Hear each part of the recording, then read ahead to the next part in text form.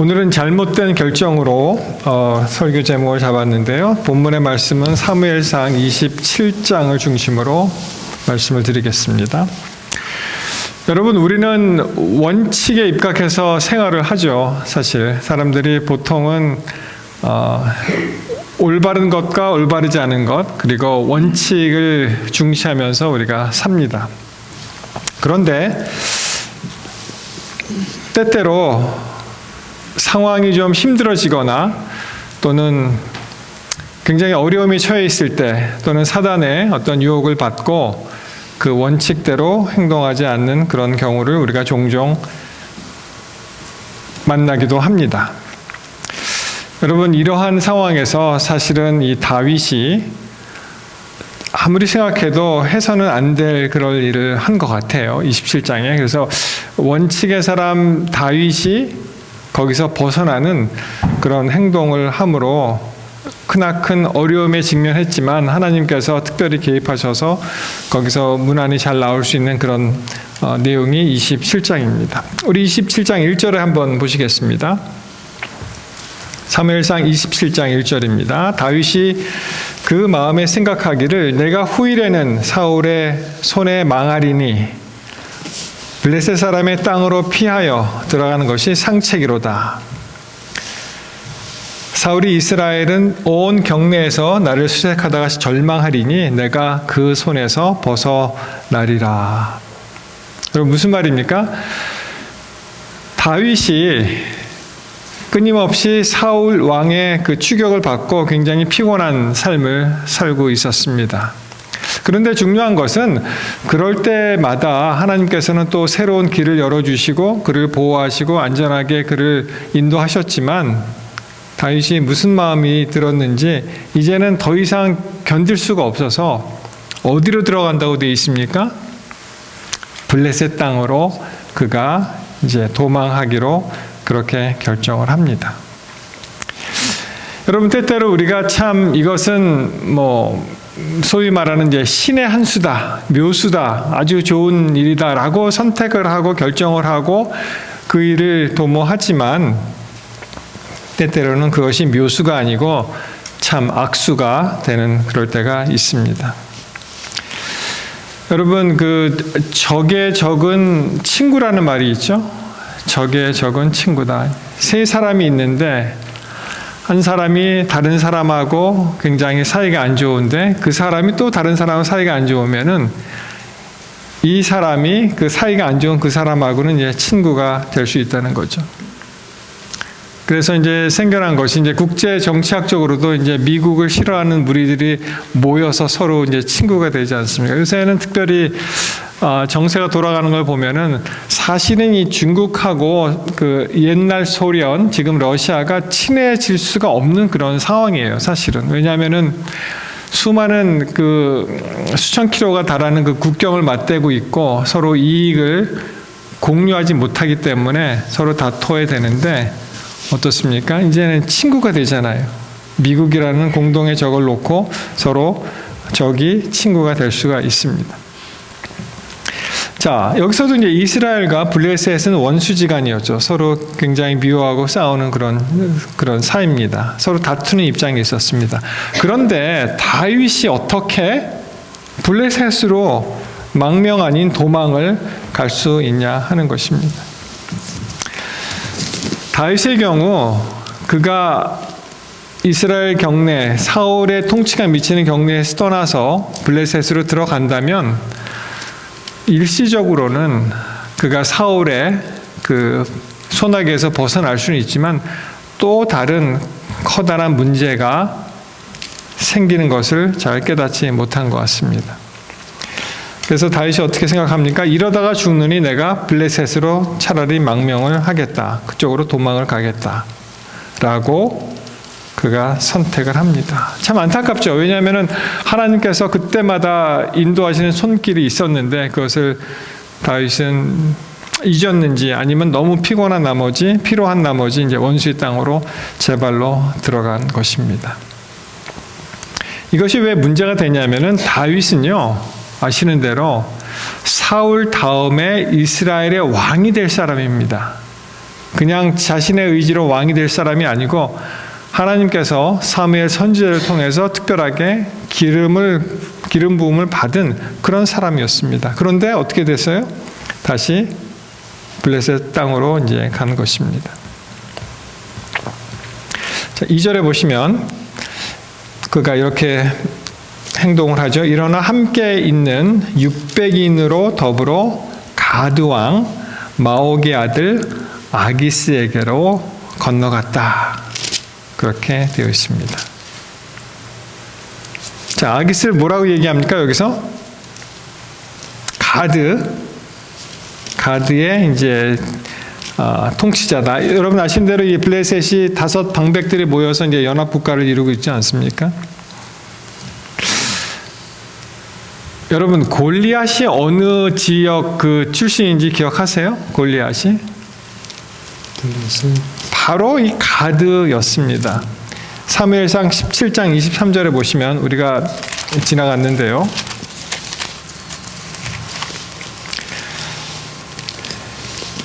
그들과 함께 말할 때 마침 블레셋 사람의 싸움을 도두는 가드 사람 골리앗이라 하는 자가, 그래서 이 골리앗과의 전투에서 사울이 이겼잖아요. 그리고 그쪽을 정말 거의 전멸시키다 전부 다 도망가게 만들었는데 이제 다윗이 자기가 무찌른 골리앗의 출신인 가드로 그쪽으로 간 것입니다. 도대체 무슨 일이 일어난 겁니까? 그렇죠? 다윗은 그렇다고 치더라도 그러면 가드 출신의 골리앗을 물리친 이 용맹한 다윗을 아기스는 또 어떻게 받아들였을까? 궁금하지 않으십니까? 무슨 목적으로 이 다윗을 받아들였을까? 아마도 그것은 이 다윗과 그 사울과의 관계를 통해서 하나의 그 지렛대 역할로 다윗을, 블레셋과 이제 이스라엘은 서로 적국이니까 그래서 다윗을 이용하지 않았나 그렇게 생각을 합니다. 그래서 다윗을 이용해서 아마도 이스라엘을 견제하기 위해서 다윗을 받아들였다라고 생각할 수가 있습니다. 자, 계속 이어지는 말씀을 보면은 여기 이제 600명이나 이제 함께 건너갔죠. 그리고 각기 가족들이 또 있고요. 그리고 다윗은 여기에 두 아내, 이스라엘 여자 아히노암과 나발의 아내 되었던 갈멜 여자 아비가일이 그때 같이 있었다고 되어 있습니다. 굉장히 이제 많은 그런 식솔들을 데리고 그쪽으로 간 것입니다. 여러분, 하나의 지도자가 선택을 잘못하면은 그 밑에 있는 사람들은 굉장히 피곤하죠. 전쟁에서도 마찬가지로 그 작은 유닛, 소대를 이끄는 소대장이 잘못 계산을 하면 전체 그 전투원들이 이제 전멸할 수 있는 그런 가능성도 있습니다. 그런데 자세히 읽어보면은 그렇게 아기스가 이 다윗을 그렇게 선대한 것 같지는 않습니다. 일단은 받아들였지만, 자, 그것을 안 이 다윗은 뭐라고 얘기합니까? 5절에 보시면은 내가 어떻게 왕도에 당신과 같이 거할 수 있겠습니까? 지방에 작은 성읍을 하나 주어서 나를 거기에 거할 수 있도록 해주세요라고 요청을 합니다. 5절에. 그래서 이제 시글락을 그에게 주었죠. 그리고 세월이 흘러갑니다. 1년 4개월이 이제 흘러가죠. 여러분, 여기서 다윗이 무슨 일을 했을까요? 다윗이 여기서 할 수 있는 일이 또 어떤 게 있었겠습니까? 우리가 여기에 힌트가 있는데 8절에 보시면은 다윗과 그의 사람들이 올라가서 그술 사람과 기르스 사람과 아멜렉 사람을 침노하였으니 그들은 옛적부터 술과 애굽 땅으로 지나가는 지방의 거민이라, 이렇게 나와 있습니다. 그러니까 이제 이 식솔들을 먹여 살리기 위해서 아기스로부터의 전폭적인 지지가 없었기 때문에 스스로 각자 도생하듯이 이제 그쪽을 지방을 공략해서 이제 탈취하는 것이죠.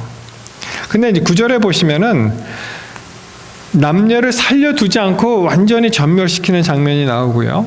그리고 양과 소와 나귀와 약대 의복을 취하고 돌아와서 아기스에게 이야기했는데 그런데 그가 한 일과 실제로 아기스에게 이 보고한 내용이 좀 다릅니다.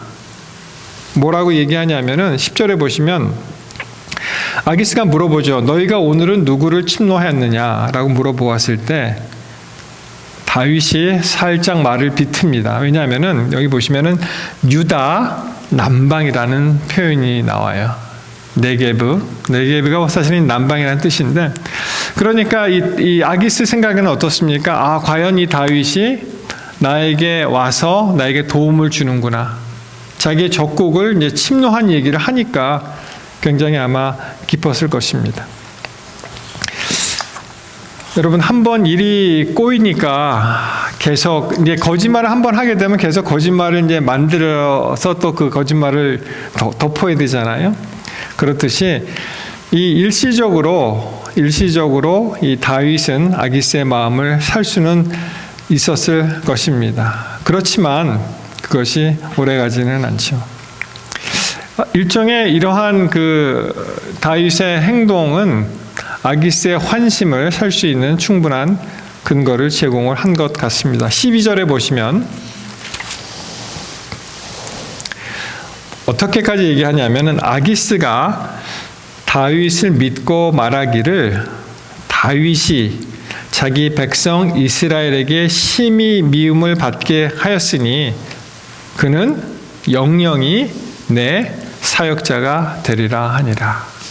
그렇게 생각을 한 거예요. 아기스는 이 다윗이 와서 자기의 그 적대적인 관계에 있는, 다윗은 이스라엘 출신인데 이스라엘을 공략하고 그들과 함께 싸우기 때문에 이 사람은 정령 영영이 내 종이 될 것이다 라고 생각을 합니다. 여기서 이제 사역자라는 말이 나오는데요. 사실 원뜻은 이게 에베드라는 단어를 사용해서 원뜻은 일하다 이런 뜻인데, 여기서 노예나 또 신복, 신하를 이제 의미할 수가 있습니다.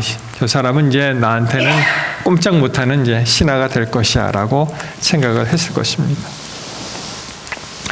여러분 28장으로 가시면은 이제 다른 스토리가 이제 나옵니다. 그 엔돌의 여인, 그 사울 왕에 대한 이야기가 잠깐 삽입이 되고, 이 다윗 이야기는 29장으로 이제 계속이 됩니다.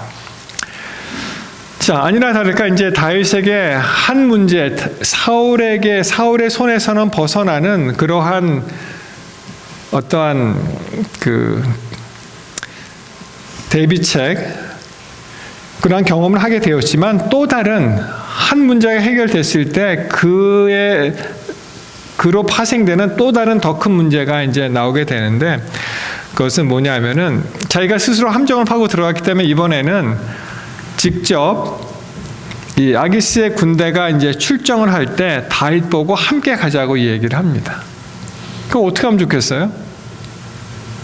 아까도 말씀드렸듯이 어떠한 그 문제가 하나가 해결은 됐지만 더 큰 문제가 또 앞을 기다릴 수가 있습니다. 며칠 전에 저에게 어떤 분이 이런 그 메시지를 보내주셨는데요. 여기 보면 이렇게 나옵니다. Marriage is hard. 결혼 생활은 참 힘들다. 그 다음에 divorce is hard. 이혼하는 것도 힘들다. 그러면서 choose your heart. 잘 선택하라는 거죠. 둘 다 힘든데 잘 선택을 하라. 어떤 분이 참 우리 교회는 그런 면에서 굉장히 건강한 교회라고 저는 생각을 합니다. 이렇게 가정이 깨어지거나 또는 그런 가정 문제로 이렇게 복잡한 관계가 설정되어 있지 않은데, 제가 전에 심우했던 한 교회는요, 가정 얘기를 할 수가 없었어요. 가정 이야기를. 왜냐하면은 그때 한 교우님들이 30가정 정도가 되었는데 그 중에 한 절반은 굉장히 좀 힘든 그런 상황이었습니다. 이혼을 하시거나 또는 뭐 재혼을 하시거나 아니면 혼자 사시거나 뭐 이렇게 좀 이렇게 어려운 그런 상황이었고, 나머지 절반은 이제 정상적인 그런 가정이었는데 서로 친하지가 않습니다, 부부끼리. 그래서 좀 심하게 말씀을 드리면은 부부간의 대화가 없으니까 교회에 와서 그분들이 교회에 오는데 이제 따로따로 와요. 이제 차를 2대를 따로따로 오고 오는 시간도 다르고, 부인은 교인을 통해서 남편이 하는 일을 듣습니다. 그리고 남편은 교인을 통해서 부인이 하는 일을 들어요. 그러니 제가 무슨 가정 세미나나 그런 얘기를 어떻게 할 수가 있겠어요? 절반은 전부 힘들고 또 나머지 절반은 또 이렇게 서로 친하지가 않으시기 때문에. 그 다음에 obesity is hard and fit is hard. 이 비만이 되면 굉장히 힘들죠. 사실 이 숨쉬기도 힘들고 옷도 힘들고 거동하기도 힘들고 하죠. 그렇지만 몸매를 날씬하게 가꾸는 그런 일도 쉬운 것은 아닙니다. 그렇지만 choose your heart. 어떤 것을 선택을 하겠느냐. Being in debt is hard. 이 빚을 진다는 거 굉장히 어려운 일이죠. Being financially disciplined is hard. 그렇지만 또 재정적으로 굉장히 discipline 되는 그러한 상황도 힘드는데 그 둘 중에 어려운 중에 어떤 것을 선택을 하겠느냐. Communication is hard. Not communicating is hard. 소통도 힘들고 소통을 안 하는 것도 힘든데 choose your heart. 어떤 것을 선택을 하겠는가. 그러면서 하는 말이 인생은 결코 쉽지 않습니다. Life will never be easy. It'll always be hard. 항상 어려울 것인데 but you can choose our hard. 그렇지만 그 어려운 가운데서도 올바른 그러한 hard를 선택하시기 바랍니다. Choose wisely. 그러면서 이제 올바른 현명하게 이제 선택하기 바랍니다. 그렇게 나옵니다. 이 말씀이 아모스 5장 19절에는 이런 식으로 표현이 되어 있는데요. 자, 보십시오. 아모스 5장 19절. 마치 사람이 사자를 피하다가 곰을 만나거나 혹은 집에 들어가서 손을 벽에 대었다가 뱀에 물림과 같도다. 사람이 걸어가다 사자를 만났어요. 그래서 이제 피하긴 피했는데 그 다음에 뭘 만났다고요? 또 곰을 만나게 되었고 또 피해서 집에 들어가서 벽에다 손을 댔더니 이번에는 뱀에게 물림과 같다. 이렇게 표현이 되어 있습니다. 그러한 일이 참 너무 많죠. 사실 우리가 얄팍한 생각으로 이것을 피했는데 다른 더 큰 혹을 붙일 수가 있습니다. 여러분 최근에 그 대법원에서 판결이 나왔죠. 우리 그 재림 교인들에게 참 너무 기쁜 소식인데요. 이 임이진 집사라는 분의 그 이야기입니다. 여자분이신데 이분이 그 러스쿨을 이제 지원을 했는데 다 이제 합격을 하고 마지막 하나가 남았는데 면접이 남았어요. 면접이. 근데 면접이 어느 날 면접을 하게 되었냐면은 안식일. 그래서 학교에다 이렇게 얘기를 합니다. 나는 제7일 안식일 예수 예림 교인인데 안식일을 지켜야 됩니다. 그러니까 나의 면접 시간을 일몰 후로 좀 이렇게 미뤄 주십시오라고 했는데 학교에서 no 했습니다.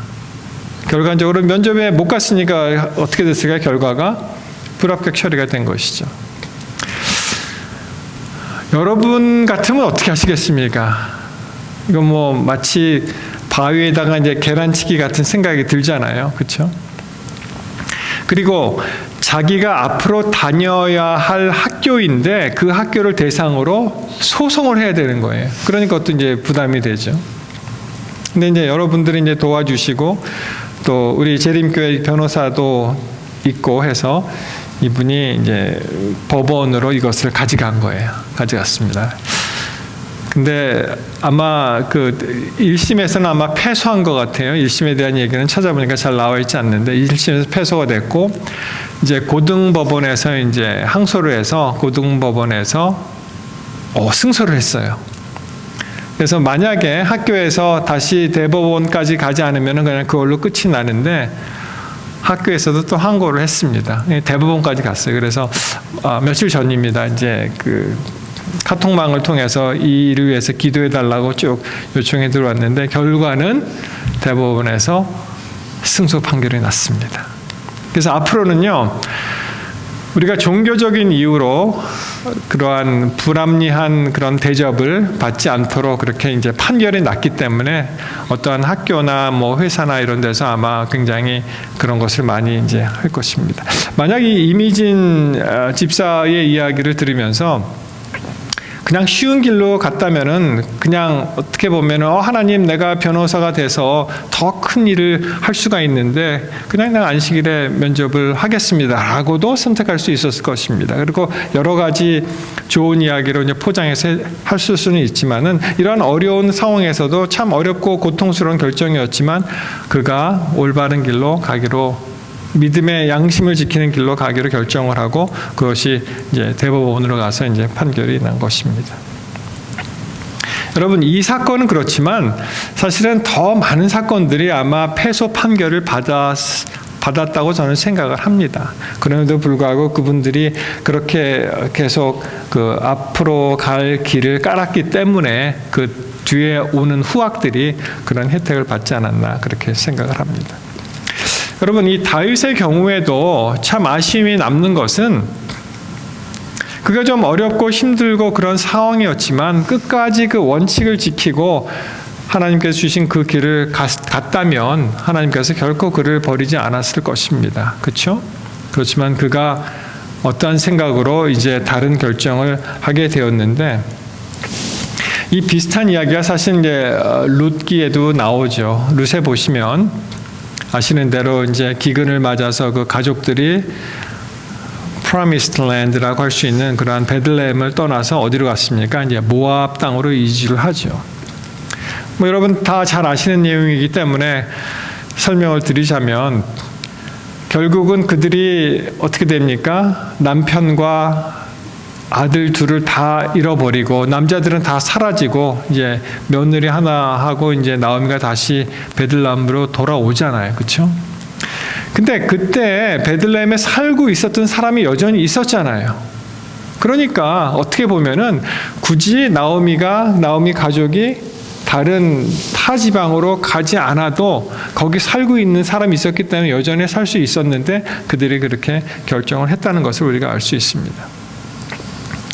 그럼에도 불구하고 이미 잘못된 결정이었어도 그 사건을 통해서 보면은 하나님의 은혜가 그들에게 임하게 되는 것을 알 수가 있죠. 왜냐하면은 하나님께서 예비하시고 보아스라는 사람을 두셔서 그를 통해서 다시 정말 메시아의 가계를 잇는 그러한 일이 여기에 일어난 것을 알 수가 있습니다. 그래서 우리는 참 많은 그러한 교훈을 받죠. 왜냐하면은 아무리 늦더라도 하나님께 돌아오는 것은 그 늦은 때가 가장 빠른 때죠. 그래서 그들이 결정을 하고 하나님께 돌아갔을 때 하나님께서는 또 그들을 품어 안으시고 그들에게 풍성한 그런 축복과 은혜를 내리신다는 것을 우리가 알 수 있습니다. 여러분 이러한 다윗의 경우에는 어땠을까요?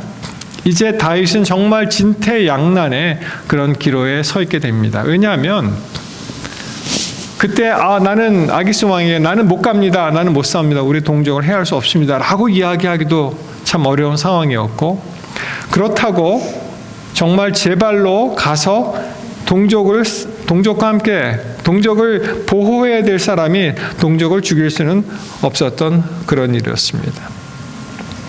여러분 성경에는 잘 기록되어있지 않았지만 다윗이 얼마나 열심히 기도했을까요? 그런 생각을 안 해보십니까? 하나님 도와주십시오. 내가 이 일은 할 수 없습니다. 그리고 아마도 다윗은 열렬하게 하나님을 그 자리에서 빼달라고 하나님께 열심히 기도하였을 것입니다. 여러분 이 일이 어떻게 마무리가 되는지 아십니까? 29장 1절로부터 5절을 보시면 자 이제 싸우러 만났습니다. 이스라엘 사람들이. 그리고 이제 블레셋 사람들의 장관들이 수백씩 수천을 영솔해 갔습니다. 근데 다윗과 그의 사람이 아기스 왕 함께 뒤에 이제 가게 됩니다. 그때 다윗이 자발적으로 요청하지도 않았지만 블레셋 사람들의 방백들이 뭐라고 얘기합니까? 아니 저 사람은 누굽니까? 이렇게 얘기해요. 아니 저 사람은 이스라엘 왕 사울의 신하 다윗이 아니냐. 그가 나와 함께 있은 지 여러 해가 되었지만 그가 망명하여 온 날부터 오늘까지 나는 그의 잘못을 찾아보지 못하였다라고 얘기합니다. 그때 블레셋 사람들의 4절에 뭐라고 얘기하냐면은 블레셋 사람의 방백들이 그에게 노한지라 블레셋 방백들이 그에게 이르되 이 사람을 돌려보내어 왕이 그에게 정하신 그 처소로 가게 하소서. 그는 우리와 함께 싸움에 내려가지 못하리니 그가 전장에서 우리의 대적이 될까 하나이다. 그가 무엇으로 그 주와 다시 화합하리이까? 이 사람들의 머리로 하지 아니하겠나이까? 그럼 참 놀라운 일이 여기 일어났죠? 왜냐하면은 다윗이 그렇게 애절하게 바랐던 그런 일이 자기의 입으로 통해서 나오지 않고 하나님께서 블레셋 방백들을 통해서 이 일을 이루신다는 것을 알 수가 있습니다. 뭐라고 얘기해? 한마디로 다윗이 만약 배반해서 우리의 우리를 다 죽이고 그쪽 사울 쪽으로 가면은 우리에게 남는 것이 뭐가 있습니까? 우리는 다윗하고 함께 못 갑니다라고 이야기를 하는 것입니다. 참 저는 이 기사를 보면서 참 다윗이 좀 심하게 얘기해서 망가져도 참 많이 망가지고 있구나라고 생각을 하게 되었어요. 왜냐하면은 사무엘상 21장의 그 아기스 왕, 이 아기스라는 왕이 이제 계속 나오는데 이 사람이 제가 보기에는 이제 동일 인물 같아요. 근데 이제 학자마다 조금 다르게 이야기를 합니다. 다르게 얘기해서 예를 들어서 이집트의 왕의 명칭이 바로였잖아요. 페로 같이 이 아기스가 혹시 그런 것이 아닌가라고 생각을 하지만 그렇지만 시편 34장에 보시면 아기스에게 이제 미친 척을 한 그런 그 표제가 있거든요. 시편 34장 표제에 보시면은 다윗이 아비멜렉 앞에서 미친 채하다가 쫓겨나서 지은 시다라는 표제가 나옵니다. 그때 이제 왕이 아기스기 때문에 아마 왕의 명칭은 아비멜렉이고 왕의 이름은 아기스가 아닌가 저는 이제 그렇게 생각하는데 뭐 학자마다 조금 의견을 다를 수가 있습니다. 그때 이제 뭐라고 얘기하냐면은 여기에 이제 이렇게 이야기하죠. 34장 4절 5절에 보시면은 내가 여호와께 구하매 내게 응답하시고 내 모든 두려움에서 나를 건지셨도다. 저희가 주를 앙망하고 광채를 입었으니 그 얼굴이 영영이 부끄럽지 아니하리로다. 라고 이제 이야기를 합니다. 이렇게 이제 기도했던 다윗이 다시 미친 척을 하는 거예요. 제가 보기에는. 왜냐하면은 뭐라고까지 이야기하냐면은 이 다윗이 사무엘상 29장 8절 보시면 다윗이 아기스에게 이르되 속으로는 굉장히 기뻤겠죠. 그렇지만 겉으로는 뭐라고 얘기합니까? 내가 무엇을 하였나이까? 내가 당신의 앞에 오늘까지 있는 동안에 당신이 종에게서 무엇을 보셨기에 나로 가서 내 주 왕의 원수와 싸우지 못하게 하시나이까? 여러분 완전히 미친 표현이죠 여기. 왜냐하면은 하나님의 기름을 부은 다윗이 아기스 보고 자기의 주라 그래요. 내 롤드라고 얘기합니다. 그런 얘기에 뭐 제정신이 아니죠. 미친 척 한 것이죠. 여기서도. 이 다윗의 마음을 우리가 읽을 수 있는데요. 아마도 뭐 표제에는 없습니다. 다윗이 지은 시이긴 한데 아마도 이런 심정으로 얘기했지 않을까 싶습니다. 시편 141편 8절로 10절에 보시면 주 여호와여 내 눈이 주께 향하며 내가 주께 피하오니 내 영혼을 빈군한 대로 버려두지 마옵소서. 나를 지키사 저희가 나를 잡으려고 놓은 올무와 행악자의 함정에서 벗어나게 하옵소서. 악인은 자기 그물에 걸리게 하시고 나는 온전히 면하게 하소서. 이 다윗의 마음을 그대로 드러난 그런 시편이라고 생각을 합니다. 여러분, 우리가 때때로 참 이 세상, 얄팍한 세상의 지식으로 우리가 얼마나 똑똑한 사람이라는 것을 과시하고 싶어 합니다. 그러나 고린도전서 3장 19절 20절에 보시면 이런 말씀이 있습니다. 이 세상 지혜는 하나님께 미련한 것이니 기록된 바 지혜 있는 자들로 하여금 자기 괴율에 빠지게 하시는 이라 하였고 20절 또 주께서 지혜 있는 자들의 생각을 헛것으로 아신다 하셨느니라. 여러분, 우리는 아무리 잔머리를 굴려봤자 사실은 벼룩입니다. 뛰어봤자 뭐 몇 센치 못 뛰는.